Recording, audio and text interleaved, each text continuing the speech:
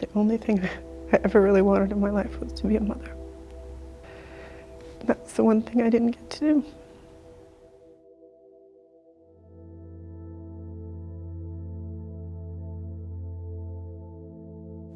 I was 24. I woke up one morning and my bed was completely soaked, and I thought I'd peed the bed. I was 4.5 months pregnant. But when I called the doctor, he had me come in, and my amniotic sac had broken. I didn't know what to do. I couldn't eat, and I couldn't sleep, and I couldn't stop crying. Because nobody tells you when you're young that there's a 20% chance that you could have a miscarriage. My marriage didn't work out. A lot had to do with how hard it is for a marriage to lose a child. So that was my first miscarriage. And I moved to Mexico, and I got married again. I got pregnant again. And I knew enough to check because I'd had a miscarriage. So I went in and they told me that I had what's called an incompetent cervix. And that just means that your cervix doesn't stay shut. I was pregnant for 5 months. The doctor said to me as I was miscarrying, "Have you had an abortion?" Pretty much insinuating that maybe it was my fault that I was having these problems. That was in 1995. And in 1996, I got pregnant again with my daughter, Farrell. Farrell Alma means wild soul. And I was pregnant 5.5 months. So every time it got to be a little bit more. So the next time when I went in and I knew I was going to lose Farrell, I refused to let the baby out until they promised to let me see her. I moved again, and I was living in the Caribbean. And in 1998, I got pregnant with Aiden. And somehow, I knew it was a boy from the beginning, so I'd already named him. And Aiden means fiery one. And my husband had already left by the time I found out I was pregnant. He'd already decided he wasn't going to stay. Even though I'd already had 3 miscarriages and I knew that being pregnant was a risk for me, and both physically and emotionally, I couldn't not try. When you're pregnant, you can't help but hope. You have hope, and you imagine what your child will do and the things that they'll be. And I didn't tell anyone I was pregnant because I thought for sure that I wouldn't be able to keep the baby. When the doctor told me that I should not work, and I refused. And I thought that if I didn't give everything of myself up and I kept working, that if it didn't work out, it might not hurt so much. And I was 6 months pregnant, and I was getting my regular checkups. I was excited. And the doctor let me know that something was wrong with Aiden. My son had a rare genetic disorder that caused his kidneys not to function properly. It was going to toxify my system, and there was a high risk that I would die.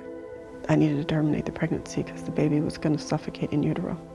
And instead I went to see a specialist that I had seen before, and they told me the same thing. Aiden wouldn't be able to survive, and they just didn't even want me to leave. They wanted me to just take care of it right there. And I refused, and I didn't care. I wanted so bad that there was something that they could do to save my son, and I was willing to die for that. But I couldn't. That wasn't going to fix the problem. It didn't matter what I was willing to give up. My mother didn't know what to do. And she was a nurse, and she still didn't know what to say.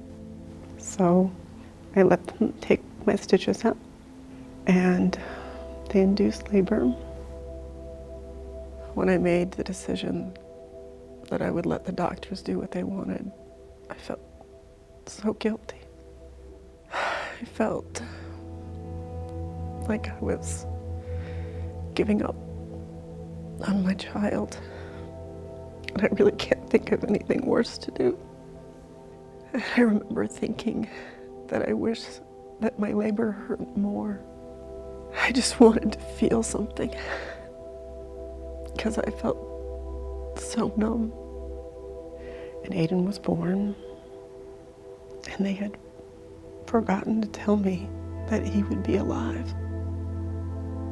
He was considered a live birth, so they had to weigh him and, do all the things you do to a new baby. And then they wrapped him up. When they placed Aiden on my chest, he was struggling, and I heard his breath. And it felt like thunder to me. It was deafening. I wanted him to open his eyes so bad. I wanted to be able to look in his eyes and know that he was loved. And he was alive for about an hour and 40 minutes. And he took his last breath. And it felt like my heart stopped. And I had him cremated. And I flew back to the Caribbean. And I sat in the closet in my room and cried. There was nothing to do to comfort me. It's one of those things in life that there's nothing to be said. There's nothing that's going to make it better. And for so many years afterwards, I would go to visualizations or meditations or, anything to try to be a better person. And a lot of times they'll tell you to visualize your pelvic bowl or your girdle as like this golden orb of light. And for many, many years, what I imagined was bile and waste and something gone rotten. I guess that's how I thought of my womb. I think maybe the truth is that I've never fully grieved Aiden. Maybe that's why I'm here today. So almost 20 years later, I've been very lucky. I have a lot of nieces and nephews, and I run a nonprofit that provides arts education to children. And I get to use all my skills in something I'm really passionate about. So I came today to celebrate my 4 children and honor them. And maybe to honor the 10 years of my life that I spent invested in that. Most people in my life don't even know that I've been pregnant 4 times. And every once in a while, I get a Mother's Day card from someone who knows me and loves me. And it's beautiful